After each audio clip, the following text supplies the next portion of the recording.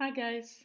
All right, this is my unrehearsed video, so I will try to show you um, everything I know about Alex. So here's your teacher account, and you can click on your class.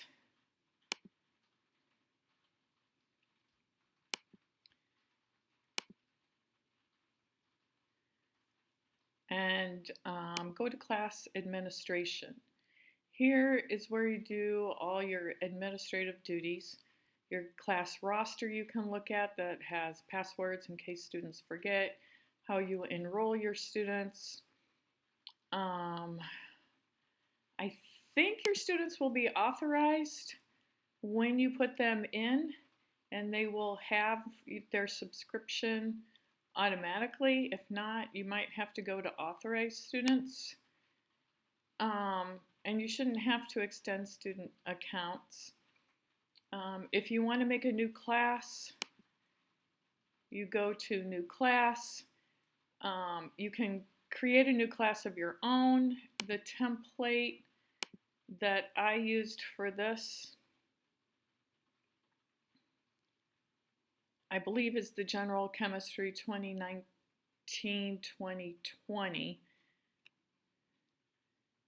Oh, great. Now I gotta think of which one. Let's look here.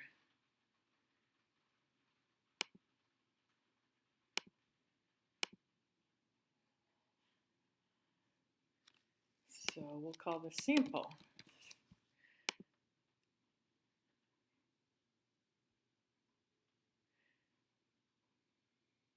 All right. So I'm not sure who's teaching. I know I set up Katie with her classes, but it looks like Mike and Anthony are teaching it. So to set up your classes, do just what I did. Go to class administration, new class, set it up with the template Marmion General Chemistry 2019-2020, and you can pretty much keep the class information the same. There shouldn't be anything you have to do with that. For class content, though, hit edit. And I have it already set up with objectives.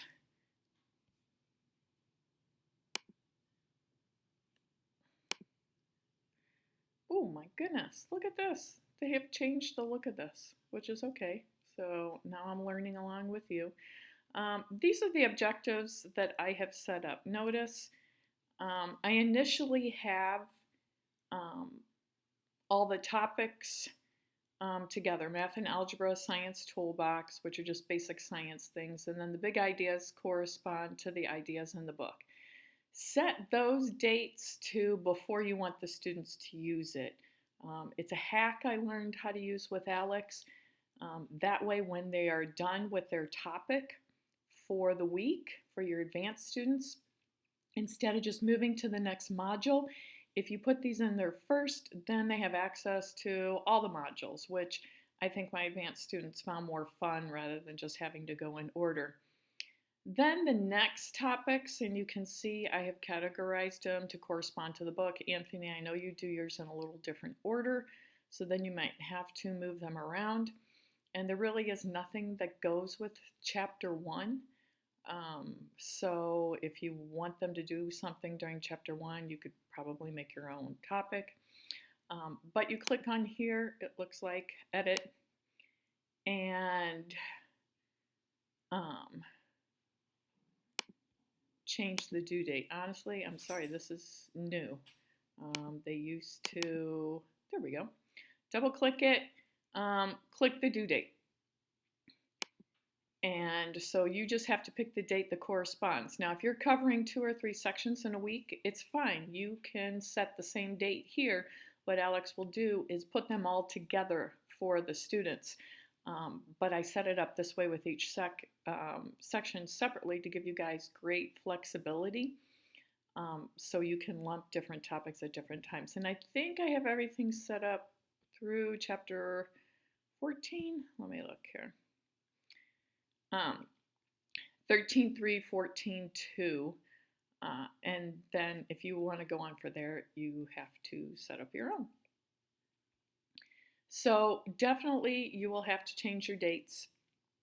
And I would change them all. Like you can't just change two of them. I would set them all up for the year, and then you can edit them as you go on. Um, but you can't have overlapping dates. So you'll want to set them all up in order to begin with. So that's how you adjust the topics.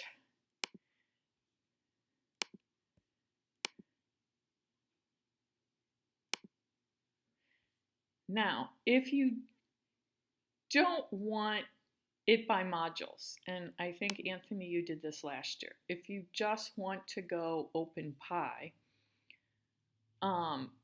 you can click no.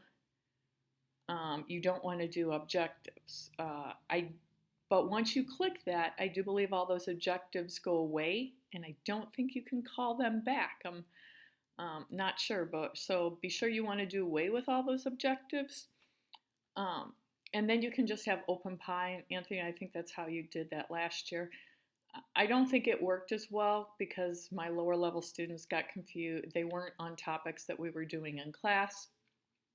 At least with the modules, and I set up the modules most weeks to have just between two and five topics most of the time. It just gives students a few skills to work on, and they know which ones to work on, and it works well. Okay. Next up, I don't use the grade book. So that's for courses that are strictly in Aleks. So I never set anything up the grade book, so I have no idea how to do that. Reports. Let me see. I'm going to go into one of my old classes so you can kind of see reports with data. So if you go into reports on any given week, if you go to progress, you will see your student's name and you will see their progress on their topic for the week. And you can see that up until the due date, and then it starts it over. So that's a nice and quick and easy way to see how your whole class is doing. You can go to time and topic. So let's not look at Andrew. Andre, he didn't do very much work. Let's do Ty. All right, if you go to time and topic, and this is how I picked time for my students, it will show you exactly how much time and the work that students put in. So we're going back to school time.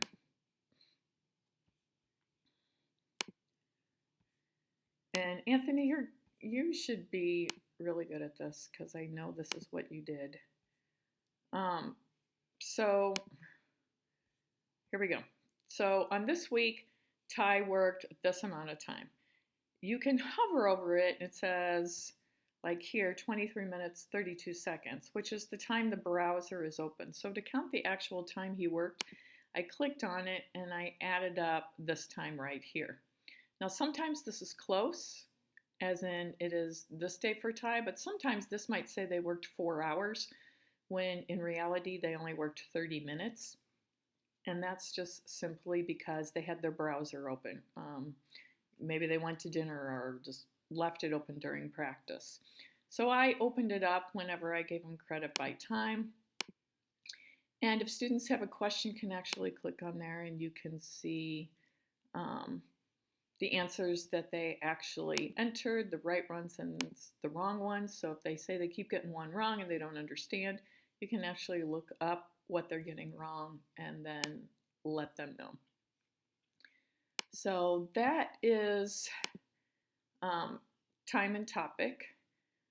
And then there's another wealth of things you can look at. The other one I used a lot is objectives.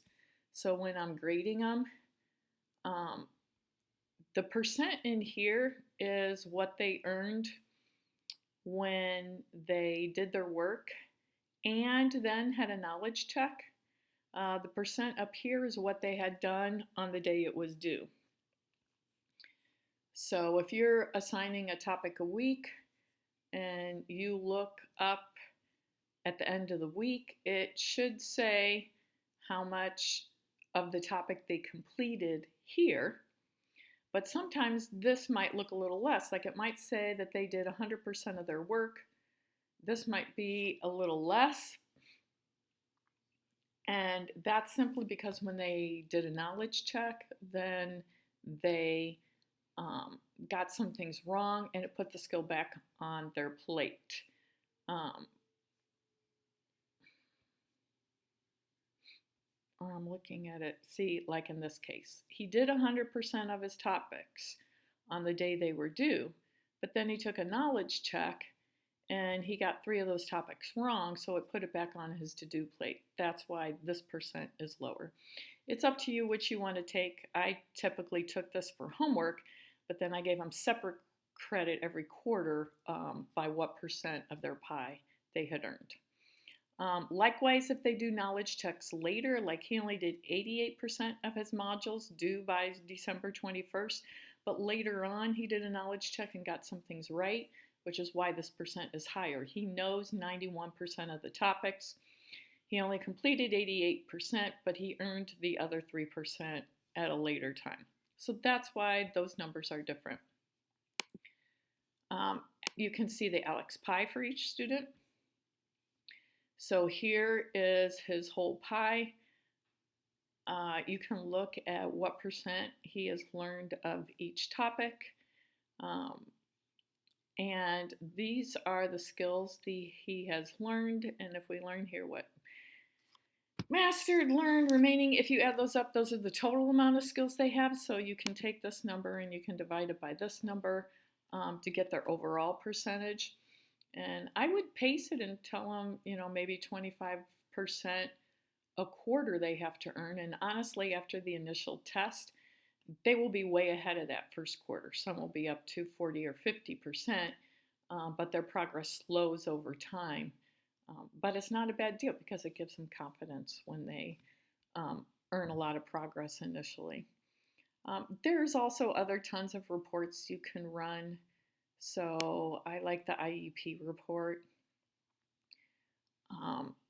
You can download reports on their pie progress, all sorts of things if you want to for the parents. Now, if you just go on the class and not a person and go to reports, you can get a view of your whole class. What is your whole class learning? Look at this whole class has done well on the math and algebra, and then you'll notice as you pass through the course, they build on these other skills. You can look on any particular topic and you can see progress. 100% of my students in that class mastered integer multiplication and division. Look down here, only 44% knew sine, cosine, and tangent ratios. So if you click on progress here, you can rank them. So 100% of my students could do name symbols of important elements, the atoms in a formula unit, and then none of them pass using Avogadro number, and that's because that's a really hard topic, the way they mentioned it.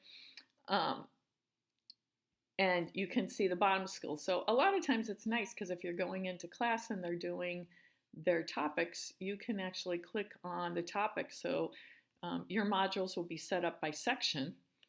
So you could actually go into section 1, 2 and say, okay, what are the skills my students are struggling on? And, they're struggling on writing a chemical equation from a description of the reaction. You can actually click on this, have this up at the beginning of class, and you could go through this with all your students as they're doing their own question on their iPad. So it's kind of nice to give you a heads up of what the students are doing in an introductory question for class. What do you work on? What are your students having trouble on? It's right there. So you get that again through reports and going to the Aleks pie. And this is also where I got the class percentage, and then I wrote it on the board to have a little competitions between classes, and they actually kind of liked that. You can get the class report on progress. You can get classroom time and topic. I don't believe I ever used this, but it will have a little chart here that shows uh, all the time that your class used. And this is for August. So obviously no one's working over the summer. So if you go to this, and I'm not even, here we go, change date range.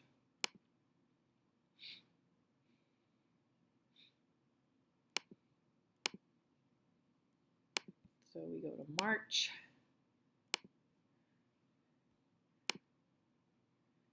So this is the week of March 13th. It just kind of shows when my students worked. Knowledge per slice. It's just another picture way to see how students are progressing. The blue is good. That's the topics that they mastered. And you can make your own custom report. So if you want to create a report, you can just add what you want. Do I want my student's name? Do I want their latest assessment? Do I want their PI progress? You can make any sort of report you want. Might be helpful as you're going toward accreditation again, that you can generate these reports for your data-driven instruction. Assignments is where I wanted to head. The problem with using Aleks, if students know they're not going to be quizzed on it, is they might have a friend do it for them. Not uncommon. But if you're giving them weekly modules and they know what skills they have to master, and it's honestly, it's not very many per week. Two to five normally. I think 2 weeks I have 9 topics.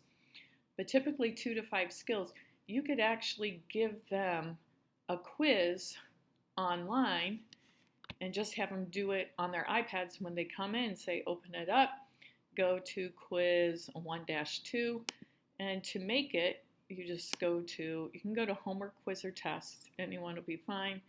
So we're going to make a quiz on section 1-3. And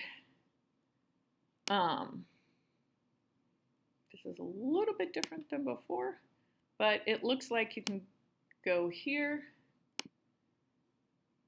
and select your topics. So maybe that week you made them do Avogadro number, molar mass, and molar mass of diatomic elements.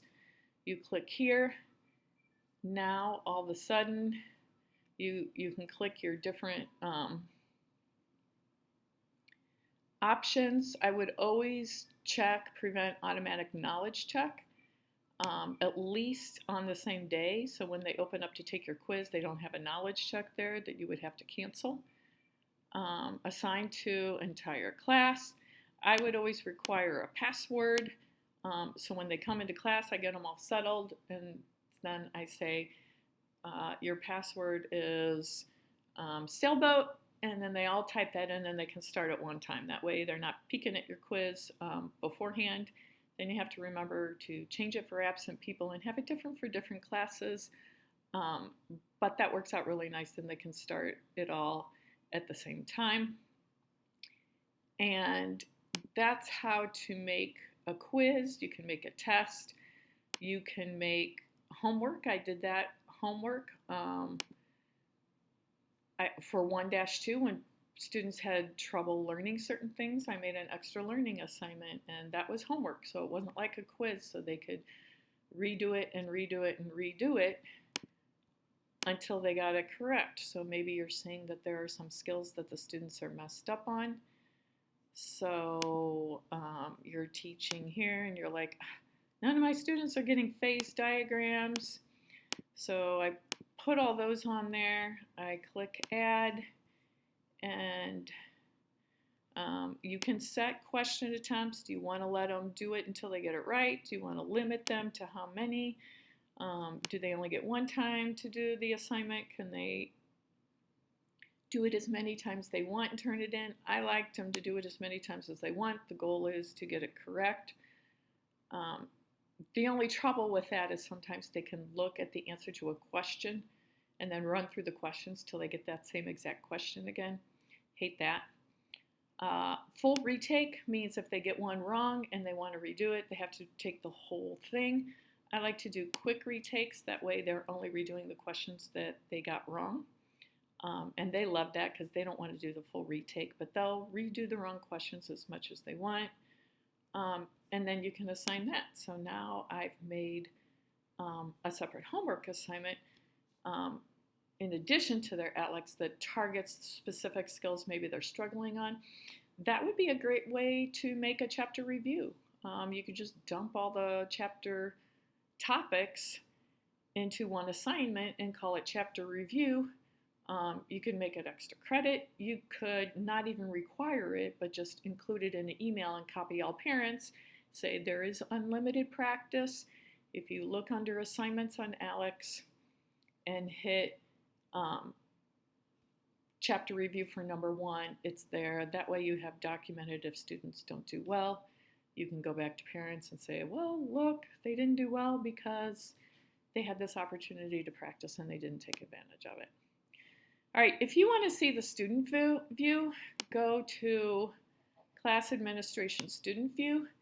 And this gives you the student view. The disadvantage is it makes you be a student. So if you don't go on here and keep doing your students' work, then when you get to Chapter 7, it's not going to let you advance to Chapter 7 topics because Chapter 1 through 6 are going to be prerequisites. Remember, Aleks makes students do things in order.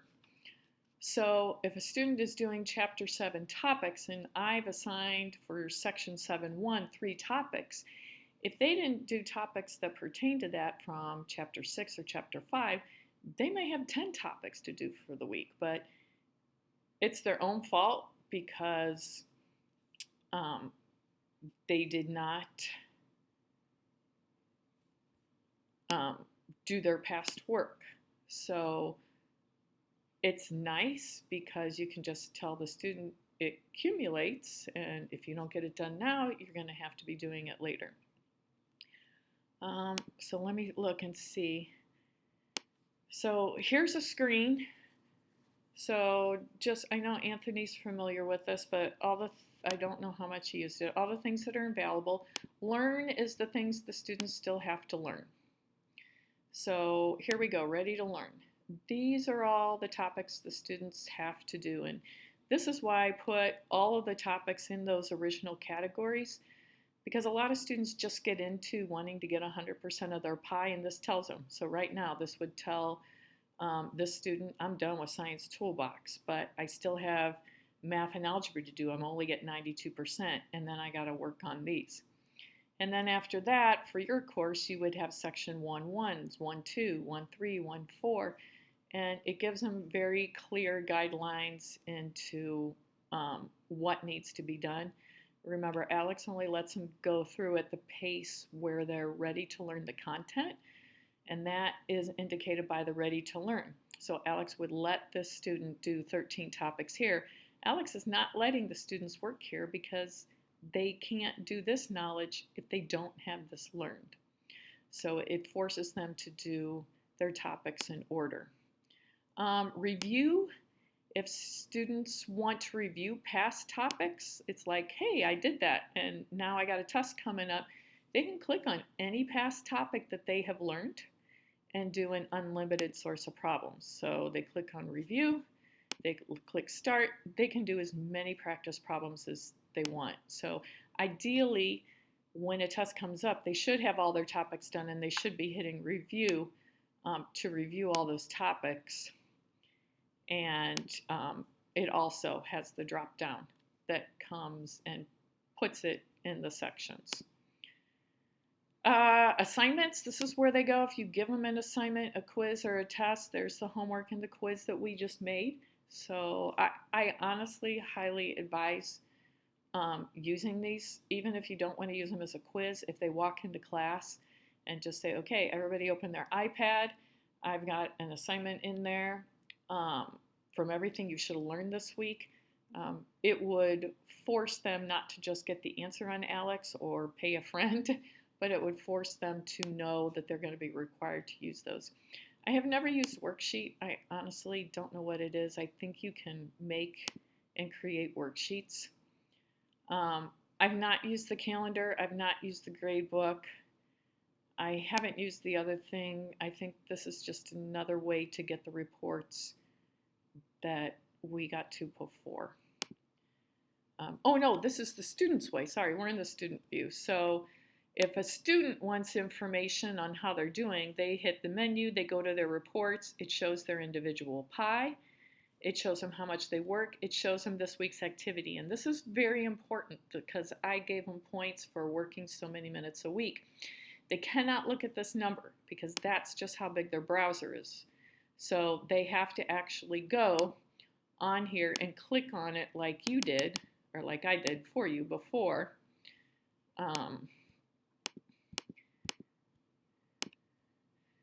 So for like this student,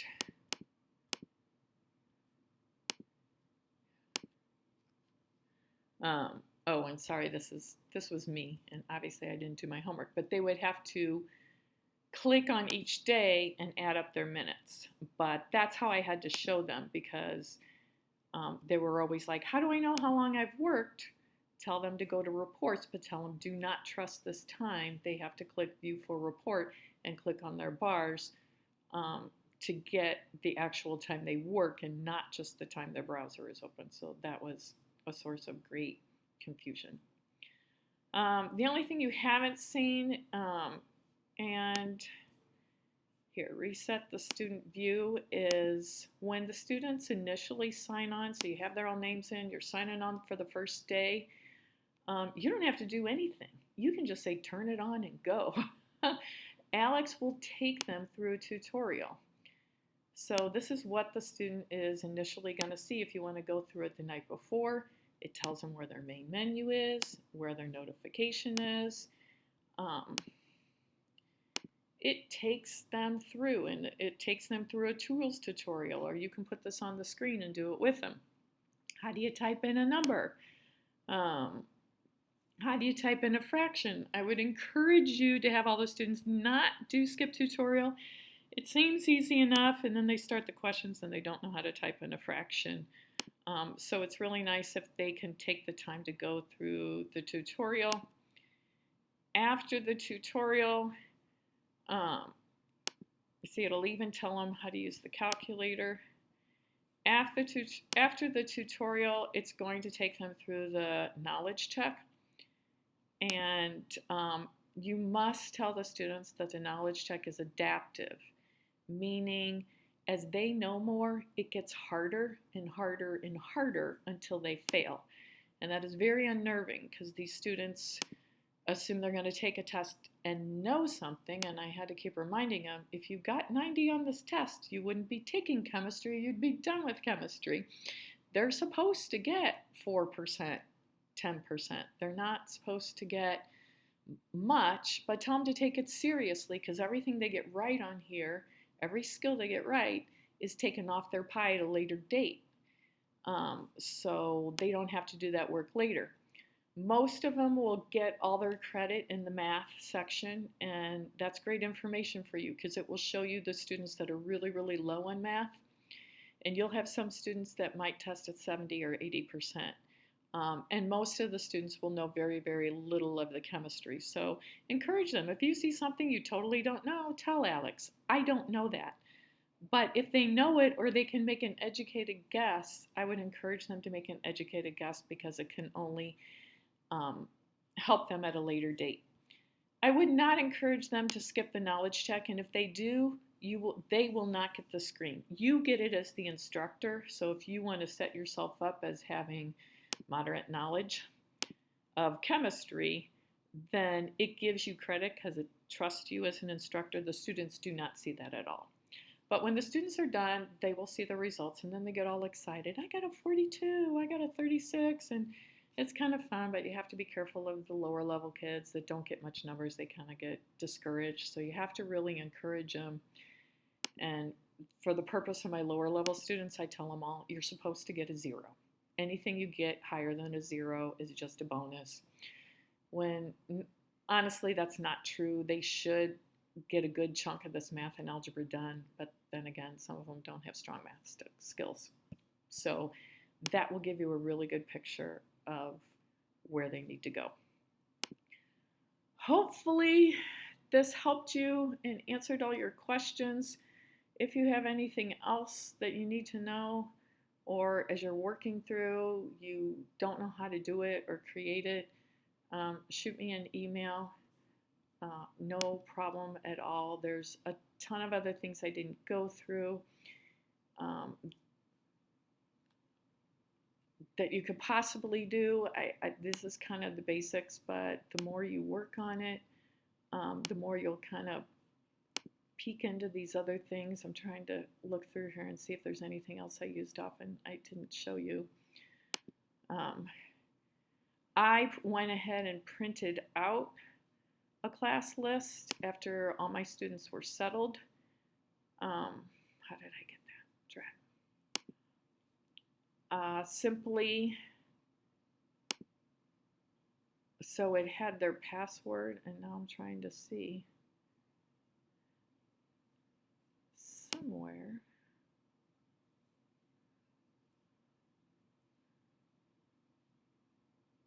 Here's your class code if students ever need that. They only need that if they're signing in by themselves.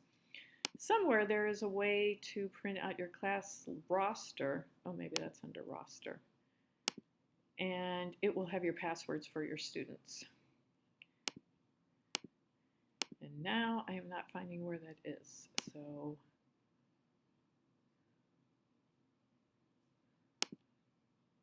that's because I'm working on a class that has no students. Here we go. Chemistry period C. So go to class administration, class roster, and here's all your students with their login and their password. So I would definitely print this out, download it, print it out, put it in a binder so when they ask you, what is my password, what's my username, you can do that. There's also, oh, I wish I had this for you. There is an introductory letter. I might have to do some research and then you'll probably be already done. There is an introductory letter I got from the Aleks website, and then I downloaded as an Excel spreadsheet their names, and I merged the names of my students with my letter.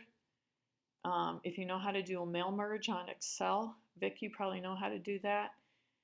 And the nice thing about that then is I could print them all out an introduction letter that went into their binder with their login and their password. And I do believe that was in my file, and I shared that with Katie, and now I don't know if Katie's teaching it. If you want to do that, email me back and let me know. I can find that letter. And you simply download this Excel spreadsheet. I think I already have the Word letter set up as a mail merge, and then you just hit Excel, mail merge, and print, and it prints a separate letter for each student, which is nice for them to have a letter. Or you could just print the letter without the mail merge and leave a blank and tell them to write their own login and password. If you print this out and cut it into strips, you can give it to each student. I always told them to email it to themselves, so if they lost it, they just have to check their emails. Okay, I'm talking too much. I think that's the basics. Again, good luck. Email me if you forget or want to do something different and let me know.